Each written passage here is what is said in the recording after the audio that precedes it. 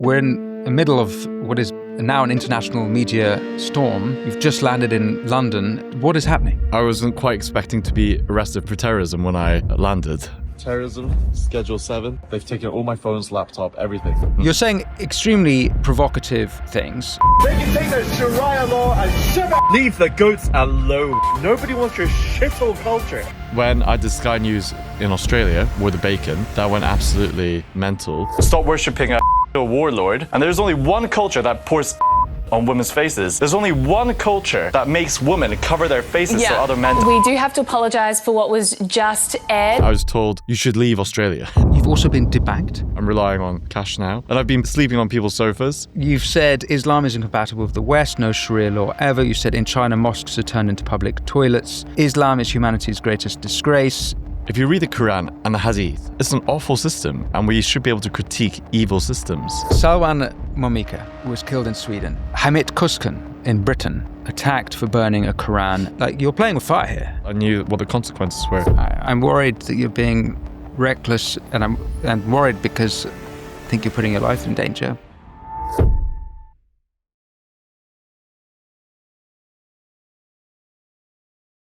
Before we get into this interview, I just wanted to say that we have noticed that more than half of our regular viewers are not subscribed. If you want to support the Winston Marshall Show, all you have to do is press subscribe. If you do that, we can have more phenomenal guests exploring the issues you want to hear about that the mainstream media won't touch. But without further ado, on with the interview. Ryan, thanks for coming to speak with me. We're in the middle of what is now an international media storm. You've just landed in London. You've been arrested at the airport. London Stan. What is happening? Well, I think I wasn't quite expecting to be detained for terrorism when I landed. So they use Schedule 7 against me to say that, hey, your social media posts, they're Islamophobic and we can't have that. So I was just expecting to come back home voluntarily to go to jail for hate speech. I wasn't expecting to be potentially being labelled as a terrorist. That's something quite different. So I'm rethinking strategy here. Right, okay. So you are British. Yes. Scottish, I hear the accent. Yeah, from Edinburgh. Yeah. You were in the States. Yes. Whilst you were in the States, you were told that you were going to be arrested upon return in the UK. No. So I have no idea if I'm going to be arrested or not. I had a suspicion. I spoke to my lawyer and said, if I came back to the UK, what would happen to me? And he said, 12,000 British people go to jail for social media posts. That's more than Russia and China every year. And what I've said on, things like Sky News in Australia, I have a whole social media that basically says, there are 50 Muslim countries around the world. Why would you come to the West if you want to live under Sharia law? And I wore bacon on Sky News, and I completely called out Islam, ranging from there's no reason to worship a pedophile warlord. This is written in the Hadith 5134. He slept with a 9-year-old and married a 6-year-old girl called Aisha. In any law, in most countries, any decent, half-decent country, he's a pedophile and you go to jail. So he's a pedophile. Islam is fundamentally worshipping a pedophile. Okay, look, we're going to come to some of the things that you've said, and obviously this is around the issue of Islam, but I'm actually more interested in trying to understand exactly what is this storm you're going through right now. Right, okay. So whilst you were away, you were told that you're going to be the terror. What did you know before you flew back home? Just what my lawyers told me. They said, you've... so you didn't know. There was no threat. You were just going to come home and maybe something would happen when you returned. We predicted that. I've broken 2003 Communications Act and 2006. Basically, you're not allowed to have hate speech towards a religion in this country. So that basically means we don't really have free speech. I became, within 3 months, the #1 global anti-Islam content creator. I think a lot of people kind of looked at me and went, huh, not what we expected him to look like. but we'll take him, Right. So No, I'm interested in to get into where you're coming from, but I'm just trying to still untangle this mess because you were also told by Virgin Atlantic yes, that you could not fly, you could not board because, quote, you encouraged other individuals to travel with you and to film activities and board Virgin Atlantic flights, which constitutes incitement to unruly behavior. So you were told that before a flight returning home, but you did still fly back on Virgin. No.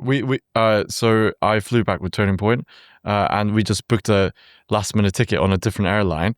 And we did it very, very last minute so we could actually board the plane and come home. And Virgin, that seems like a crazy excuse because I haven't expressed any desire to them to film me on board. If anything, we were going to film once we arrived in the UK. So they're just banning me for my political beliefs. So we have to speculate that someone perhaps reported on you to Virgin. How would anyone have known that you were flying Virgin? Well, I just say I'm coming home, Okay. I set up a meet and greet, and I let people know which flight I'm on. So meet and greet where? At Heathrow Airport. Okay, so you're going to return home to meet who exactly? Just a bunch of people who've been supporting me. I just wanted to see them in person finally. The UK has been absolutely brilliant, helping me spread the message. So the least I could do is just come back and shake everybody's hand. Sick of the lies and deception from the mainstream media? Regain control of your news with Ground News. Let's take a quick look at how the media is reporting on Trump's order to resume nuclear weapons testing. Left-leaning, Democracy Now! Around the headline, extraordinarily destabilizing decision. Trump denounced over call to immediately resume nuclear tests, while right-leaning Press TV led with, I had no choice. Trump orders US War Department to immediately resume nuclear weapons testing. Two very different narratives on the same story. We specifically partnered with Ground News because their app and website helped me and my team cut through media bias and see the full picture. There are over 645 articles published on Trump's decision, and we can access every single one through Ground News, complete with source context, lean ratings, and key breakdowns. Seeing all sides, regardless of political lean, is essential to cutting through bias and actually being informed. That's why Ground News' blind spot feed, which highlights stories underreported by either side, is such a powerful tool. I genuinely believe in what Ground News is doing, and I encourage you to check it out by scanning the QR code or visiting ground.news/Winston. If you subscribe through my link, you'll get 40% off unlimited access. Ground News is subscriber funded, and by supporting my sponsors, you are also supporting this show. Okay. And so that, you publicizing that event seems to have provoked various people into trying to thwart your return. Yes. And just so you know, Virgin didn't just cancel me. One of my friends who I did a podcast with, he was also cancelled. Who's that? Kirk Kappelhoff. He's a YouTuber, and he said, "Can I come with you to the UK?" I said, "Sure." He got to the airport, and they said I had already flown with a different airline at this point. But when he arrived at the airport and was about to board, they showed him the YouTube video. Is this you with Ryan Williams? And he said, yes. They said, well, you're not allowed to board either. Unbelievable. He's guilty by association to Virgin Atlantic. Yeah. He wasn't allowed to fly. Wow. And you've also been debanked? Yeah. So when I tried to log into my bank, it's questioning me over money laundering. And that's since you've landed? No. This was a while back. So this is a separate incident? Yeah. So it's coming at me from all angles. I'm relying on cash now. And I've been sleeping on people's sofas. That's how I've just kind of survived. And for how long? This is for about 2 months now, at least. Yeah. And how much of that was in Britain? So I was actually in Australia, and then when I did Sky News in Australia, Wore the Bacon, that went absolutely mental. Yes, I remember seeing it. It was live on national TV. So there was no way that they could actually hide it. I said my spiel, which included, I only know of one culture that pours acid on women's faces. I know only one culture that makes women cover up their faces so other men don't rape them. And then I was told, you should leave Australia. You should leave Australia. And then I went to the US simply because I believe the US still has free speech. And I believe no extradition clause for the UK. Huh. Okay. So, yeah. So you've sort of been a man on the run since that video that you did on Australian News. Yes. Okay. And that was earlier in the year. That was like April, wasn't it? Or No, it was in September, I believe. Oh, it was much more recent. Yeah, yeah. Okay. Everything's very recent, just so you know. I'm like the Hok Tua of anti-Islam. And right now, the British anti-terrorism forces have confiscated your phone, Yeah. your Both laptop, my phones, my laptop. both your phones, laptop. Yeah. And my hard disk. But what's more distressing is that they made me give them all my passwords. Otherwise, I'd be arrested. They said, you're being detained right now. And if you don't give us all your passwords, you'll be arrested. And why did you oblige them and give them your passwords? I figured they could get in anyway, but simply I have nothing to hide. Everything that I want to say is online, public. It's on all the social media channels, apart from TikTok, because they're a bunch of reprobates. Anyway, but everything that I want to say... You're not on TikTok. Why? We're just banned. You're banned on TikTok. Yes, yeah. But everything I want to say, I've got nothing to hide. They can go through everything. They'll find some links to some MILF sites, and then what else? They got shit on me. So go for it. Right. Okay. Yeah. So let's rewind then. Yeah. You say this is all very recent, but you were on a Netflix show. Is that right? Love is Blind. Love is Blind UK. I tried to keep that hidden, but fair enough. Well, now that you're out, they're going to... Yeah. I'm whatever out. you've got to hide, Yeah. it's going to come out. So, Not out of the closet, though, but yeah. I'm joking. Not yet. Got to save something. Not yet. Got to save something, yeah. So... It's only gay if you push back. Look, I was almost going to be... I was preparing for jail, so, you know. So you were on Love is Blind Yes. last year. Yeah. And before, as well as that, you were a techno DJ, I understand? Yeah, I'm sorry, not techno. I'm not a techno fan. I'm a uplifting, euphoric trance fan. You know, good old Tiesto, Elements of Life, Adagio for Strings, that kind of stuff. So I'm a classically trained cellist, and I've always just loved trance. I have no idea why. I just love it. Yeah. And I fell in love. I became an Ableton producer, and I mix banging rave beats with live orchestra. Okay. And so are you a professional Yeah, I'm a professional musician? cellist, yeah. Okay, so you're a cellist and trance Producer. trance yeah. producer. And okay, so that's what you're doing before. Trance, not trans. No, yeah, that's an Yeah, important yeah, distinction. yeah. So this was before the Netflix show. Yes. And then why did you just do the Netflix show? You know, I didn't expect to be chosen out of, I think, like 12,000 applications or something. So when it popped up, I thought it was a rather interesting opportunity. A bit of fun. Yeah, a bit of fun. And how was it for you? It was a bit of fun, yeah. I didn't propose. I left. I was the first one to leave. I actually was working at K-pop at that time. I was touring. So As a musician for for a K-pop band? Yeah. Which band? Well, I was the band. Oh, you were the band? Me and a DJ. Yeah. Okay, because you're of Korean heritage. Yes, I am. Yeah. Okay. People ask me North or South. I always say I'm West Korean. As in Western civilization, or? Well, North, South, West Korea. It's a joke. It's a terrible one. It's a dad joke. I promise you I don't have any kids. Not that I know of.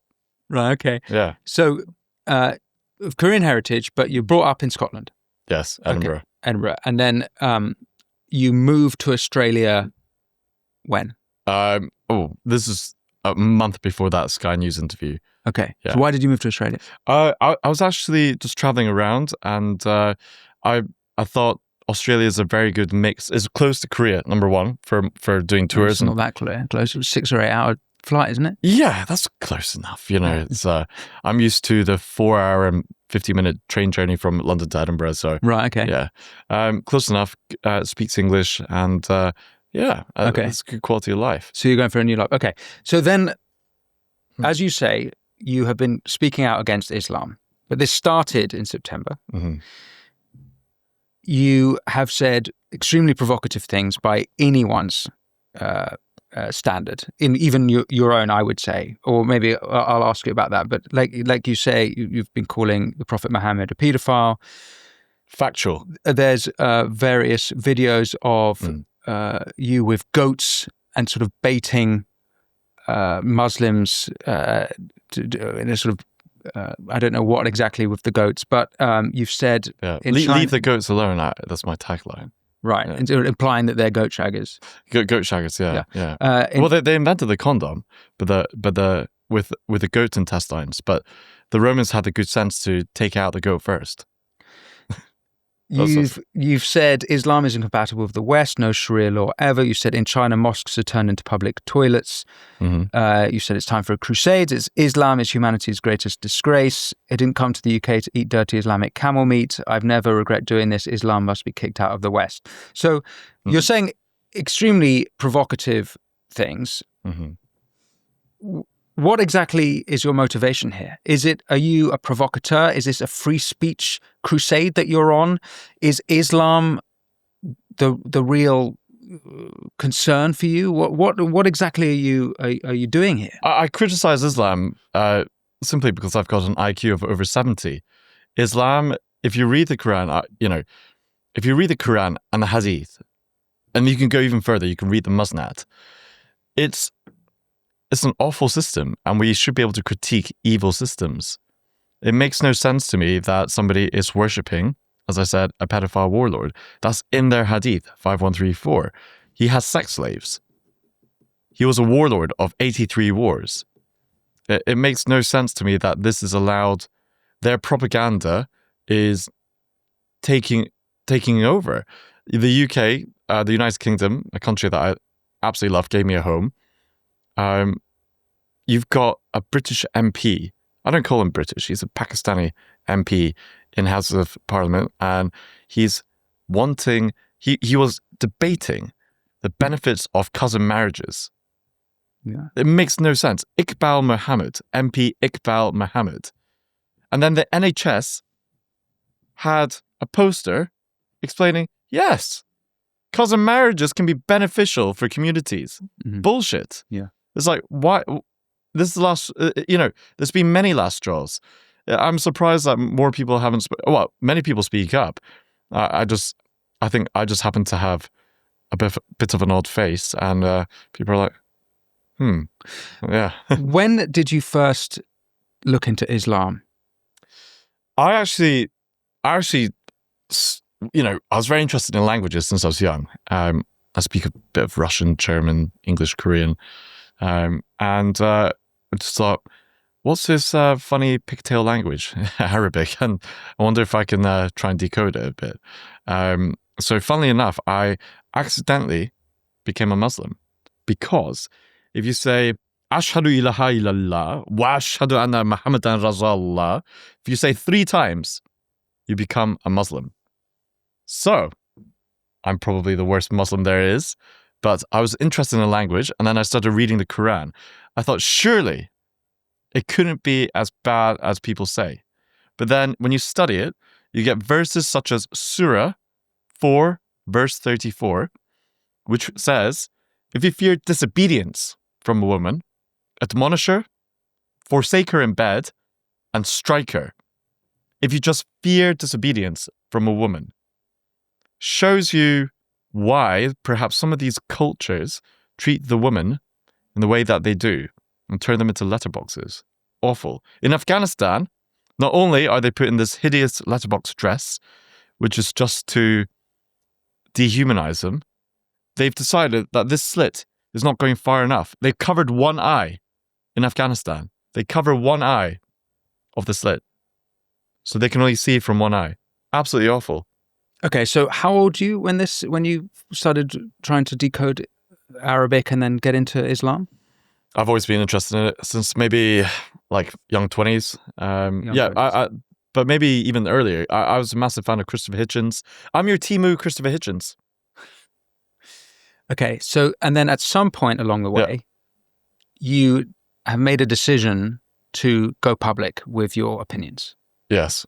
Now, you've told me when that first occasion was, which is in September, Australia TV. But at what point were you thinking, I'm going to take this path that has now ended up with you having everything confiscated at Heathrow Airport?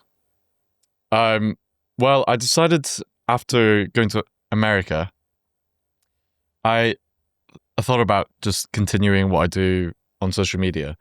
But I started this with one goal. I wanted to change the law. I wanted to change the law around free speech. So I always aimed to fight it in court. That was my goal. I went to law school after music school. I'm probably the only kid ever to fight his parents about quitting music and to go into law school. My mum was like, please stay. She's the only Asian parent who went, no, please, son, stay in music. Don't go into law. I was like, no, mum, I'm going into law. Anyway, so this was my goal. I wanted to make a difference with the law. I wanted to change free speech laws, make it clear that we can speak and criticize a religion. And I feel like we're in a world of self-censorship. The UK is struggling with free speech. It is a massive problem at the moment.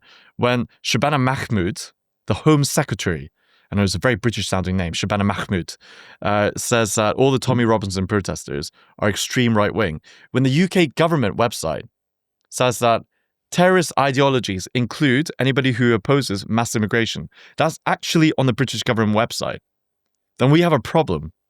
Okay, so it's two things simultaneously then. It's your conviction and you are indeed on a free speech crusade, and you are concerned about Islam in the West. Am I right? Is that well, yeah, correct? It's a dual-fisted approach, but I mean, I think it's pretty much the same thing. I want free speech to be able to criticize Islam. My only goal is to inflict maximum damage on Islam. That's what I've dedicated my life to. That's what I'm willing to die for. When did you dedicate your life to that? Very early on, when I started this, I knew what the consequences were. You piss off 2 billion people of some of the most violent religion that exists on this planet, then consequences are not so kosher. Why would you do that?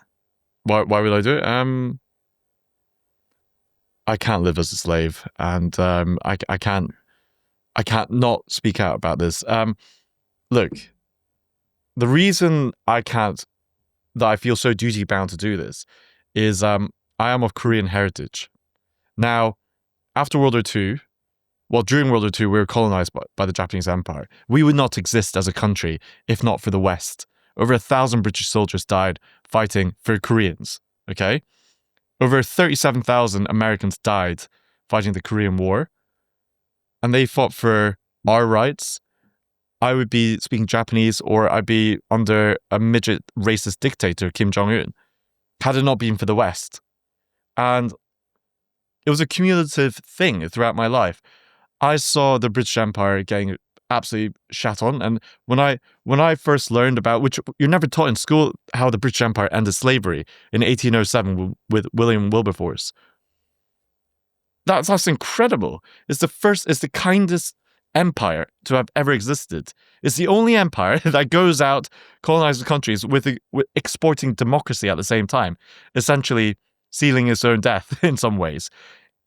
It's the empire that fought so many other empires to stop slavery. They fought the French, Spanish, Portuguese, and even the Arab empires to stop slavery.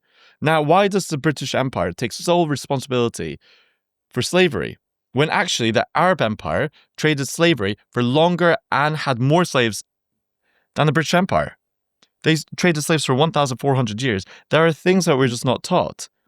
The British Empire gets a lot of flack, and these countries like Pakistan, which is causing most of the problems in the UK, Pakistani Muslims, such as the child grooming gangs, they keep blaming. They have this victim mindset, which blows my mind, constantly blaming the empire. Well, guess what? Singapore and Hong Kong, former British Empire colonies, they're now economic superpowers, great culture. The only difference between us and them is their shit culture. So I want to change the narrative from self-victimizing to something being more productive. And I believe as somebody with an Asian face, I stand up for my white brothers. I'm not embarrassed to say this. Why should I be when it is clear to me that white people invented most of the shit in this world? It's the British Empire that does so many great things for humanity. They fought World War I and II, which effectively dismantled their empire so that we can all have free lives. Of course, I'm going to stick up for the UK. Okay, so I'll note, though, that Singapore has something like 14% Muslim population, significantly higher than the British Muslim Yeah, population. but we keep them in check. It's not a liberal country, that's for sure. It's a dictatorship, essentially. At the beginning, Lee Kuan Yew. Yeah. I mean, they have democracy. It's not exactly a dictatorship, but it's not liberal. What Lee It's somewhere Kuan in Yew was between. effectively a dictator. Yeah. A good Yeah. one. A bloody good one. I love him. A benign dictator, maybe. Yeah. But so your answer to my question is, why are you on this, what seems to me a kamikaze mission with regard to Islam? It's actually, for you, you see as defending Britain. and It's the a West. duty. It's an absolute duty. Yeah. And it's funny that you use the word kamikaze. It's Well, yeah. What's the difference between a kamikaze Japanese pilot and an Islamist? We don't have a 6-year-old waiting for us back at home.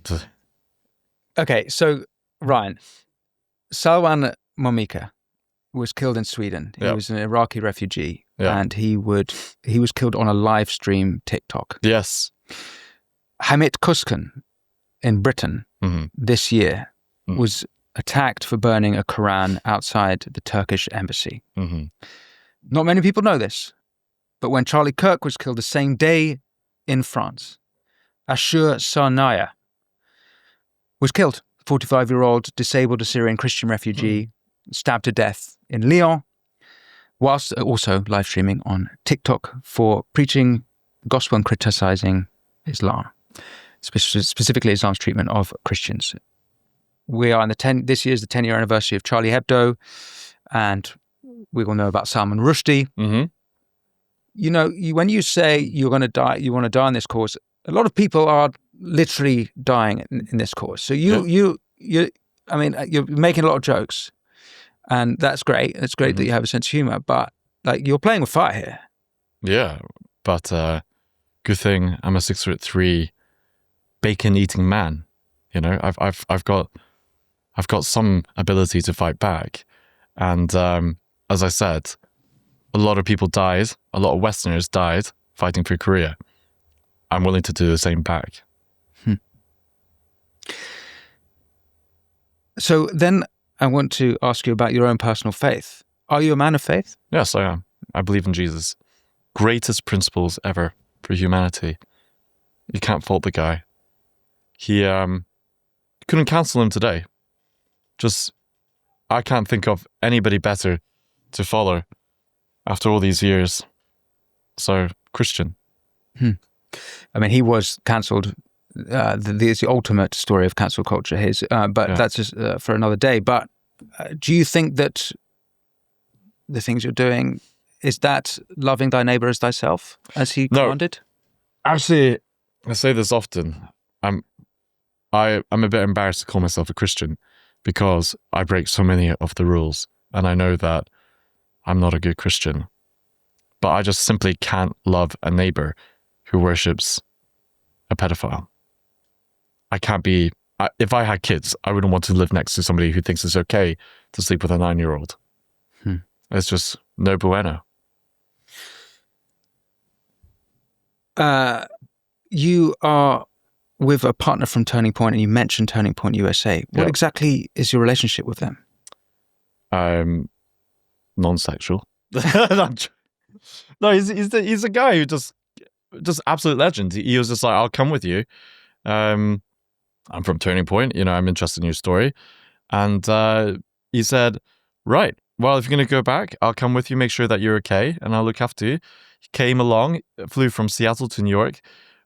He bought me a K barbecue. He's like, you need to be fed. So that was his first priority. And we got on a plane together. And I said, we got off the plane. I was thinking, well, I was expecting the police to come on the plane and take me off, airside. I was like thinking, I might have gotten away with this. And then once we get to passport control, then we just see them all lined up.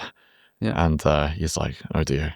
Well, and he was filming. Now, Jonathan Cho, just so you know, at Cho, please, Cho Show, please give him some kudos, because that man is one of the most brave guys. Genuinely took on the police to get that footage of me being detained. They shoved him away, threatened him with arrest. He just would not have any of it. Cho Show, this guy will do anything to go onto front lines and get a story. Yeah. One of the most brave guys I know. Yeah. Well, turning point, of course, Charlie Kirk, the founder, brutally murdered. And that's another thing that comes to mind is like, this is pretty serious, the stuff that you're playing with here. And like, I don't think, not all of it's funny. I mean, it's funny, like you got to laugh in the jaws of tragedy, I guess, but you're provoking very dangerous people. I mean, yes, you might have been targeted by anti-terrorist, whatever it's part of MI5 who stopped you. There are 39,000 known jihadis in Britain on Islamist watch lists. Ever growing as well. This is not a safe country to play the games that you're playing. And so they're kind of trying to, I wonder if you properly grappled how dangerous what you're doing is. Yes, head is on swivel. And look, it's not that I'm fearless. I just try to be brave. And that's why I always say, I may be hung like a chipmunk, but I've got enough balls to fight Islam. It's about being brave and responsibility and duty, fealty to the country and to the cause. I'm dedicated to the United Kingdom. They gave me a home, gave my mother a home. And what am I going to do? Just watch it fall to Islam? No bloody way. Ryan, if that is indeed your ambition, how exactly do you see this playing out? Like, what exactly are you expecting? Are you expecting the 4 to 5 million Muslims in Britain to convert to Christianity? Are you expecting them to be deported? What is this crucial? Like, I'm trying to game play out. You must have thought a couple of steps ahead. Yeah. Just this kind of cannonballing through recklessly. Well, it would be nice if they were deported or they converted to Christianity. I think to get the British passport, when you get the citizenship test, a part of the test should be eating a plate of bacon. No, I'm joking. I think realistically, we need to stop mass immigration right now. Stop immigration of people who believe in Islam altogether. There should be no more, because there's already too many. And right now, what's being weaponized is fertility and ovaries. So they're going to outbreed everybody. So that's a problem. So the further step would be to start taking away passports. And that's just simply what you need to do to keep this country fundamentally what it is. It's a white Christian country. So even Muslims who've been here for 3 or 4 generations, you think that their passports should be confiscated?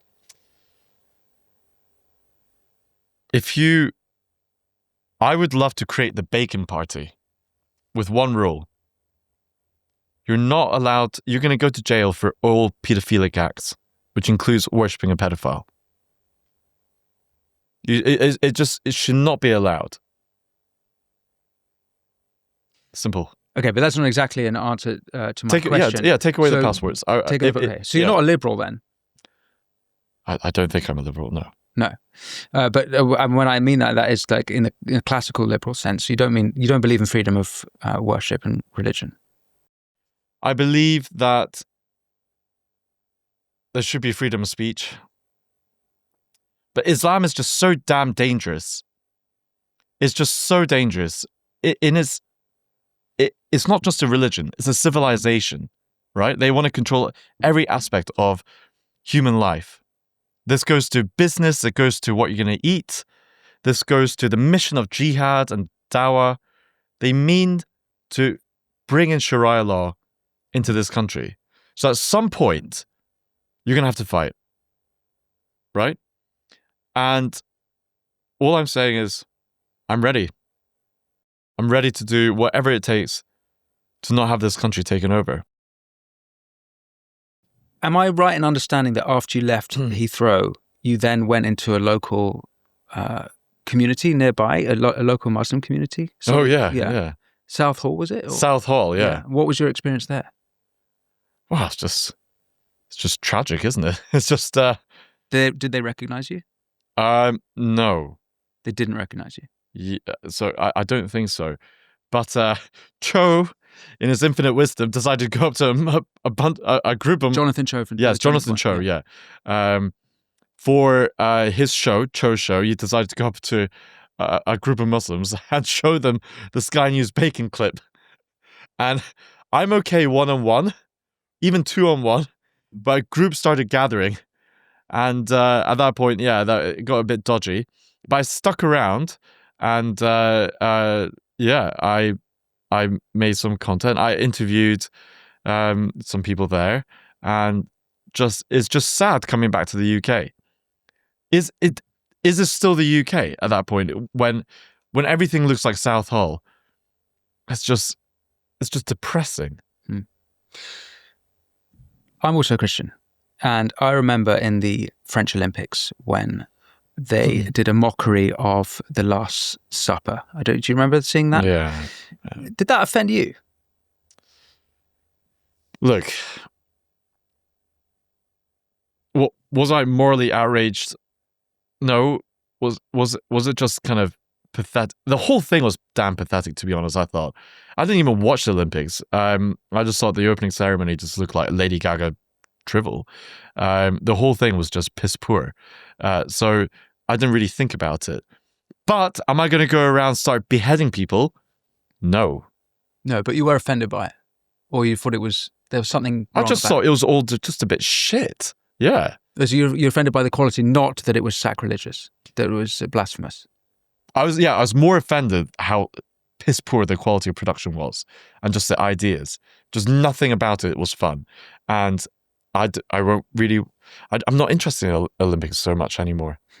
Yeah. I'm just trying to explore with you, like, at what point my boundaries you are. would be offended by someone mocking or challenging your own faith. And so, let's say, hypothetically, you were in the Church of the Holy Sepulchre in Jerusalem, or I don't know which denomination you are, although that accounts for several. If someone defaced inside that holy place, I'd probably give them a good punch in the face. But am I going to go further? I'd alert the authorities, because if you did that, it's illegal. But again, I'm not going to start acting like a gangster and cartel when somebody insults my religion. Islam is the only religion that behaves like gangsters when they feel attacked. Right? I mean, I have a saying. Pakistani Muslims, they're also considered Asian. Actually, funny thing. The difference between, Asians like Koreans and Japanese is we're ashamed of everything and offended by nothing. Those guys down there, they're offended by everything and ashamed of nothing. Big problem. So what exactly is next then? You've still not got your stuff. No. You've got to wait. You don't know when you're going to... They probably actually can't have it for that long, right? It can be indefinite, I've been told. So I do hope I get my stuff. So you're somewhat grounded here in London until you find out at least whether or not you're going to get those. Yeah, I'm a fish in a barrel. Right. Yeah. And after that? After that, we'll see. Probably America. But I do want to fight it here. This is home. I might be going to court. They might find something on my phones or laptop. They have all the passwords and facial recognition. And they switched off, the Apple Find Me thing, so they can always have access to it. So let's just see. Yeah. And the debanking, have you got a strategy to deal with that and, have access again?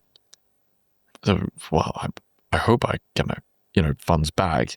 But in general, I've decided crypto is not a bad idea after all. Right. Okay. Well, crypto about your that's Cheap time to buy apparently is right now. Yeah. Okay, so you've got a good lawyer who's looking after you in these endeavors. I'm just trying to work out where this. I have people who are helping. So shout out to a black belt lawyer. So they give advice. But at the end of the day, black belt lawyer, the YouTuber. Yeah, he's your lawyer. Well, he's helping out. Yeah, he's helping out. Yeah, but at the end of the day, look, it's not rocket science.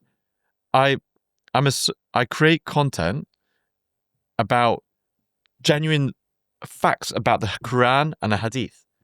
Any argument that's given against me, I'll just say, well, let's look it up. Let's read it. How is it hate speech when it's in the bloody Quran? Surah 4:34, as I mentioned earlier, the pedophile thing, Hadith 5134. It's not going to be hard to fight it.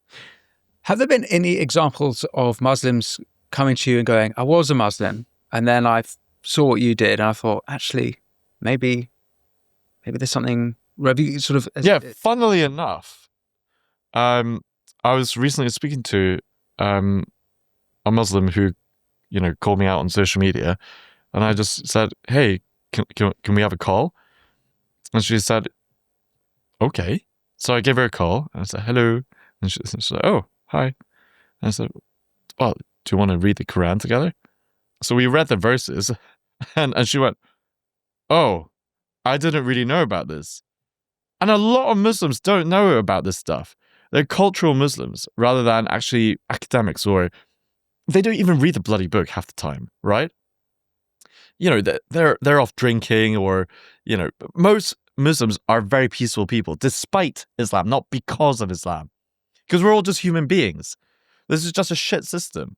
Like, I always say to Muslims, like, if you're from Iraq or Iran, whatever, all these countries, the Islam did not exist in these countries before 720 AD.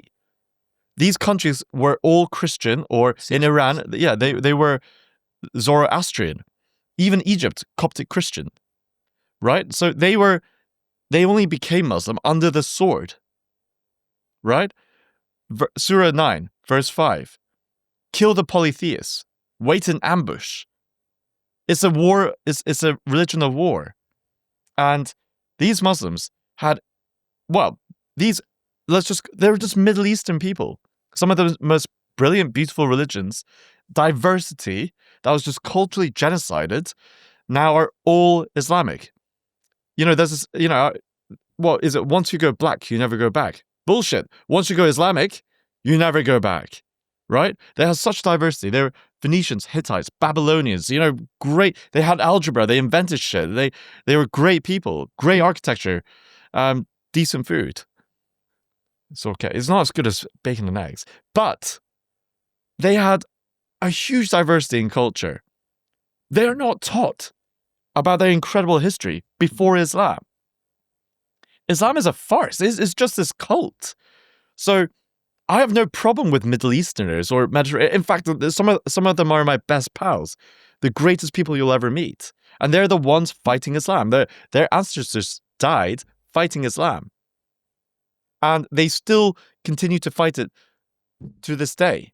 In Iran, women are just taking off their hijabs and playing rock music on the streets.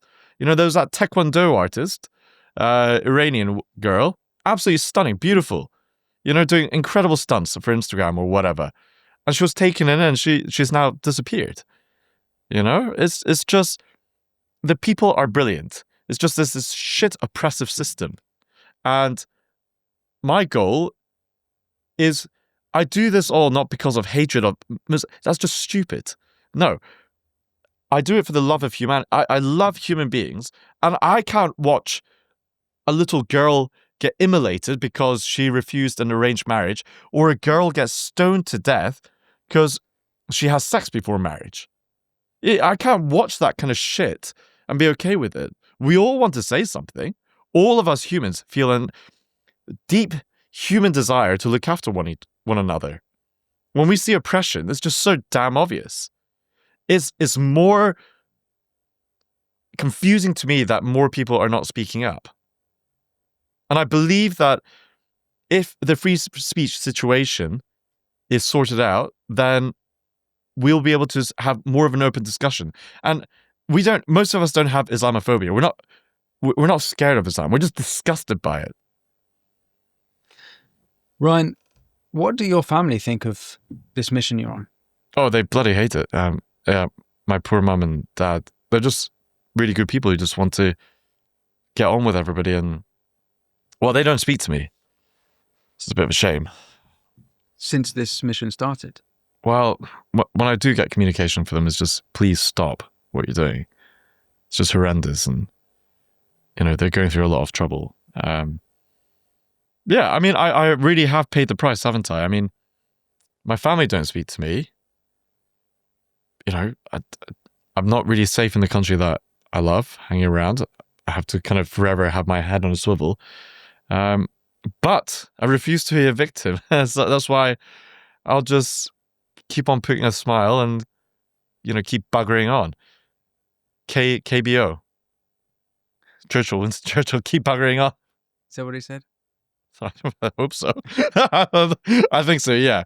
Yeah. Ryan. KBO. Thanks for sharing your story.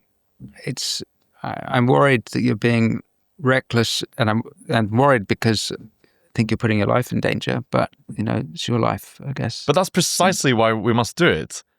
Because for speaking the truth, your life is put at risk. I mean, what kind of nonsense is that? We live in a brilliant country. We live in one of the most, greatest history. All the world's richest came to this country for hundreds of years. And now Britain seems to be a place where people feel like they can't speak out. They feel like the police are going to put them in jail.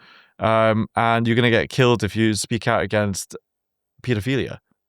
I mean, what kind of situation is that? You could never imagine it.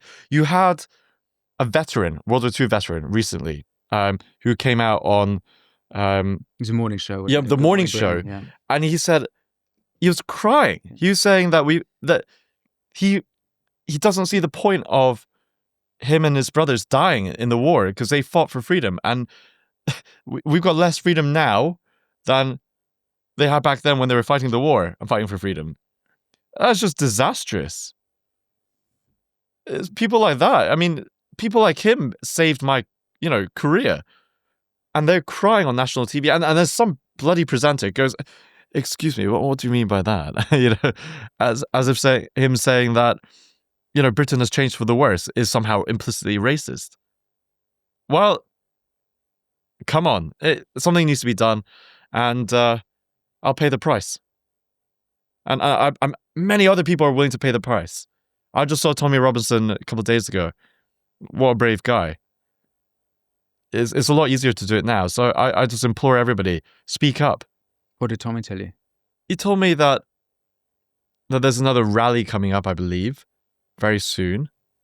And the tide is changing. We're going to win, Britain is still a majority white country. It's a majority Christian white country.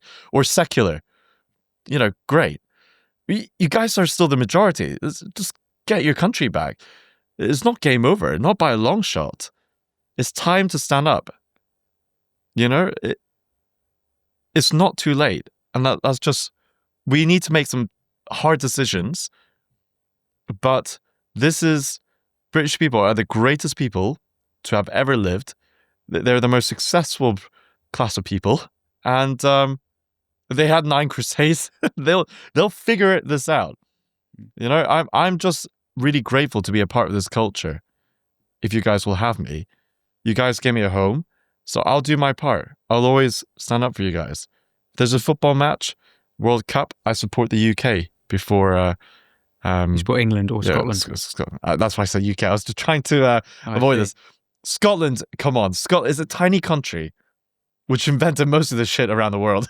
Even football, they claim. Exactly. I mean, the Scots are badass. I think they had the best Enlightenment. Right, yeah. The Scottish Enlightenment. Yeah, and they invented the toaster and tarmac. And bloody everything else. Even the hypodermic syringe. It's barely changed since they created it. In fact, one of their patents say that eventually technology is going to get so good that we're going to have the capillary effect. So we're going to make the metal tube so thin that as soon as you insert it, it's just going to suck up on its own. They're just geniuses. I just love Scotland so much, man. It's just a brilliant country. I mean, best food in the world as well. Come on. Salmon, whiskey, truffles, like best seafood in the world, the best gin. It's got everything that you really need. The best venison, Scotch beef, best food. It's just, they just don't show off enough. Scotland is incredible, man. I mean, Scottish banter, Scottish people, Scottish rugby. Come on, it's just a brilliant country, man. And together with the United Kingdom, it's a beautiful alliance everywhere. And this country is going to do so brilliantly, and I'm just really proud to be a part of this kind of defining moment. And it's going to have a positive ending. It's going to be a happy ending. On that note, Ryan. It's a terrible ending. Ryan, thank you for coming to speak with me. And I guess, lastly, if people want to follow you, where will they find you? Oh, I'm so banned from everywhere. You can find me at the Scottish Korean, or my new Instagram page is at Leave the Ghost Alone. You're a very provocative man. Yeah.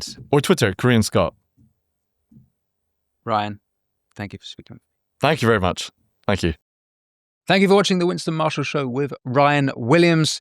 Remember to press subscribe if you want to support the show. And also, if you head over to winstonmarshall.co.uk, you'll be able to ask future guests your questions, as well as enjoying ad-free viewing and listening. That's all at winstonmarshall.co.uk. But otherwise, until next time, be well.